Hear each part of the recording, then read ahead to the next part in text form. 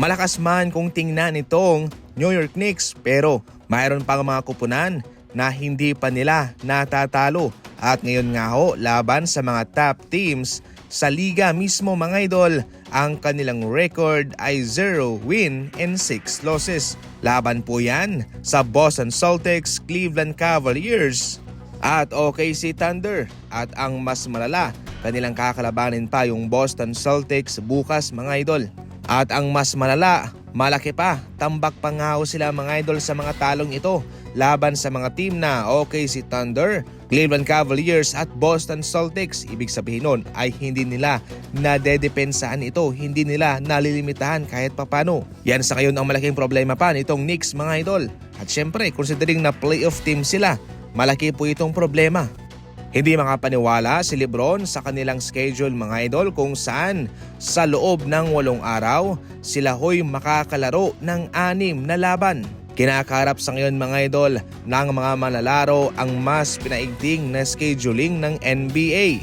Isa na sa mga hinihimutok ngayon ng mga NBA teams ay yung back-to-back games mga idol na minsan ay kinakailangan nilang bumiyahe pa sa malayo para mahabulang ang back-to-back game na ito. Sa ngayon nga ho mga idol, ang susunod na mga laban nitong Los Angeles Lakers para sa Marso ay ang Milwaukee Bucks, Denver Nuggets, Phoenix Suns, San Antonio Spurs, Denver Nuggets ulit at ang Milwaukee Bucks. Para sa inyo mga idol, yan ba ang rason kung bakit marami ng mga na-injured na manlalaro ngayon sa NBA? I-comment lang yan. Patuloy pa rin gumagawa ng pangalan itong si Jimmy Butler sa franchise ng Golden State Warriors. Sa ngayon, sa loob ng 5 laro, itong si Jimmy Butler mga idol ang pinakamabilis na manlalarong nakagather o nakalikom na ng 100 plus points, 25 plus rebounds and 25 plus assists sa history ng franchise ng Golden State Warriors. Iba kasi itong naibibigay ni Jimmy Butler para sa Warriors. Sabi ko nga mga idol, opposite sila ni Stephen Curry. Itong si Butler magaling siya sa looban, sa pag-atake sa pinta, sa pag-draw ng foul. Kaya kung mapapansin nyo ay naging balanse ang kanyang stats. 100 plus points, meron pa siyang tig 25 plus na rebounds at assist. Balanse ang kanyang naibibigay. Kaya sa ngayon ay nagko-complement talaga yung kanilang skills na Stephen Curry mga idol. Sa ating huling balita naman, magiging free agent na sina Malika Andrews at Brian Windhorst ng ESPN. Ang dalawang pangalang ito ay ang mga tinitingala mga idol sa broadcasting.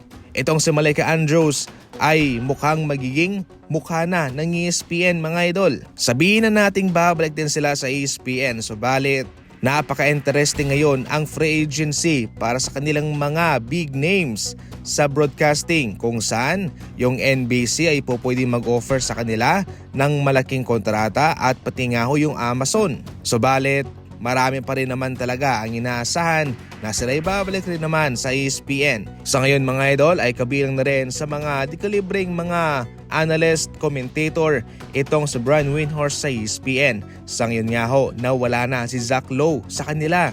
Importante rin ang mga naibibigay na insight at komento nitong si Brian Windhorst sa mga pinapakawalang mga breaking trades, breaking news ni Shams ng ESPN. Yan lang muna sa ngayon ang ating mga fast break balita. Tumutok lang palagi para hindi ka mahuli. And as always, maraming salamat po sa panonood.